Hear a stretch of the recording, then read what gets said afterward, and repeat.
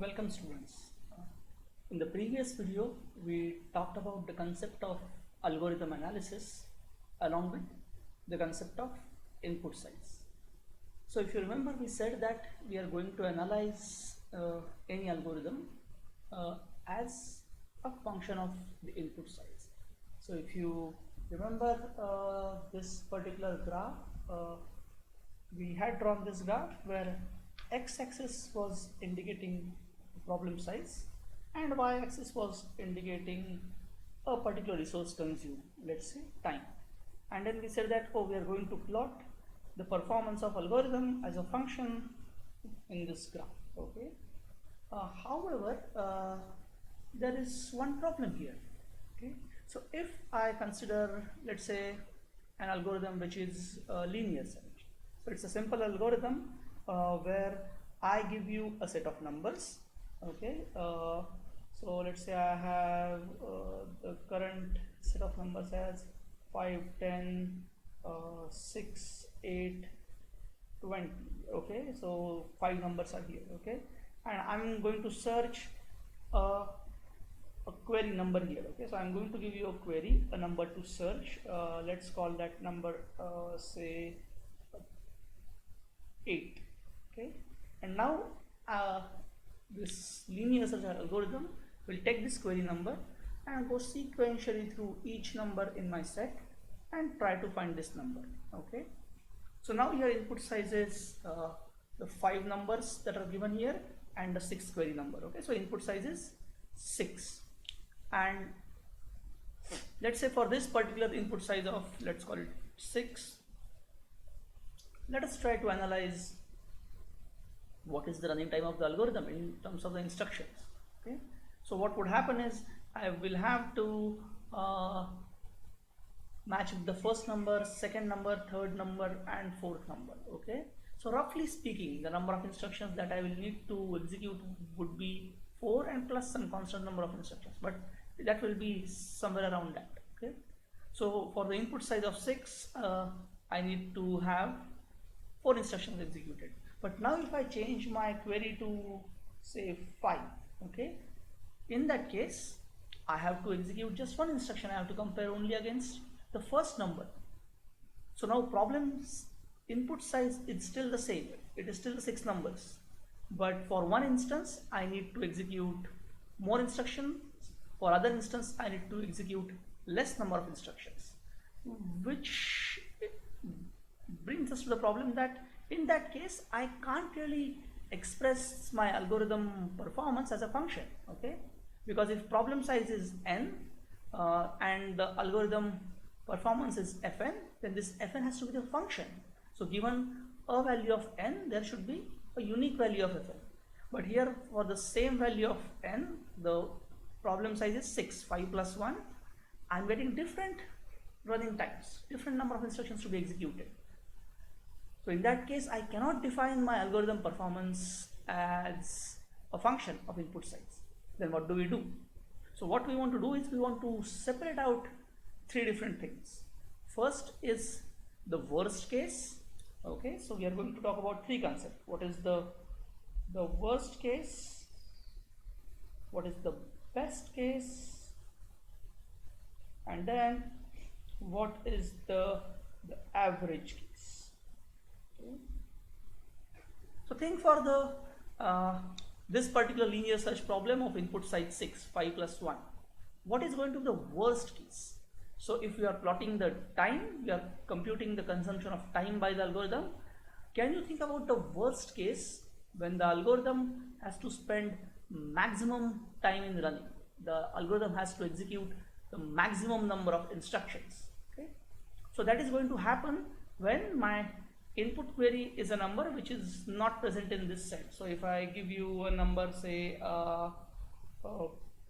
2 for searching, okay, the number 2 is not present anywhere in my set. So when this linear search algorithm will start, it will try to match the query number with first, second, third, fourth, fifth, and then it cannot find the number and it will get back to me with the result, or number not found. And that's really the worst case of this algorithm. Okay, or the number that I'm trying to search is the last number, number 20. So in that worst case, I have to compare against 1, 2, 3, 4, 5. Okay. So my worst case is 5 comparisons. Okay. But what is my best case scenario? Well, if my query number is 5, if I search for 5, then this number is found right at the beginning, right? And that is the worst case. That is the best case. So in the best case scenario, what I have to do is make only one comparison. Okay? So that's the best case for this algorithm. And then comes the question, what is the average case?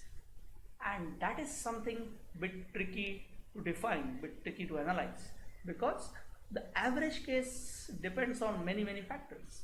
So for example, I should know what type of queries do I receive. Okay?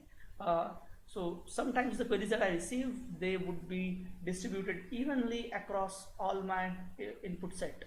But sometimes those input queries could be skewed based on a certain application. So it is a bit difficult to define average case for every problem. Sometimes it might not be even possible. So what we are going to do is we are going to focus typically on the worst case analysis. And why is that so?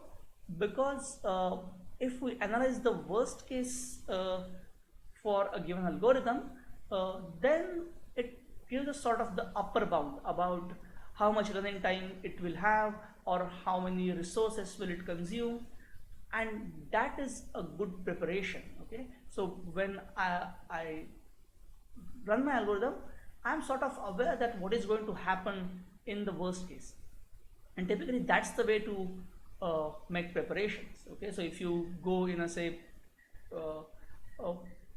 industrial plant, you would see there are fire extinguishers kept there and there are emergency phone numbers written out there. Okay, so all these things, they are done to tackle the worst case in case there is a fire, in case there is a big accident. So to handle that worst case, they are preparing with those fire extinguishers and emergency numbers. Then there are emergency exits. All those preparations we make to take care of the worst case. The worst case doesn't happen that often. Okay, it's not that every day there will be fire, every day there would be accident, but still the preparation is made for the worst case. Okay, the best case scenario in industrial plant is that, well, nothing happens, the production goes on smoothly. Well, but that is something that we hope to happen, but we don't prepare for the best case. We always prepare for the worst case. Okay, and average case is that, well, once in a while, once in a few months, once in a few years, there would be an accident or something. Okay, but out of these three, the important case for the preparation is the worst case. And similarly for algorithm, when we are going to analyze algorithms, we are going to plan the resources, we are going to have some estimate about, well, how much time this algorithm will take for running. We are going to typically analyze the worst case. Okay, so important point from this video is that for a particular input size, you could have multiple instances of the input, and for each of the instances we can have different running time of the algorithm. So it is difficult to define the algorithm as a function of input size. To overcome this problem, we are going to focus on typically the worst case of the algorithm. So out of all the instances of a given input size, okay, for which instance my algorithm takes the maximum running time? That's the question that we are going to ask. And for that particular instance, whatever is the value of running time, that would be the running time of our algorithm for given input size. Okay, so that's how we are going to focus on the worst case analysis. So from the next video, we will start talking about how to analyze these functions, and we will define big O, big theta, big omega notations.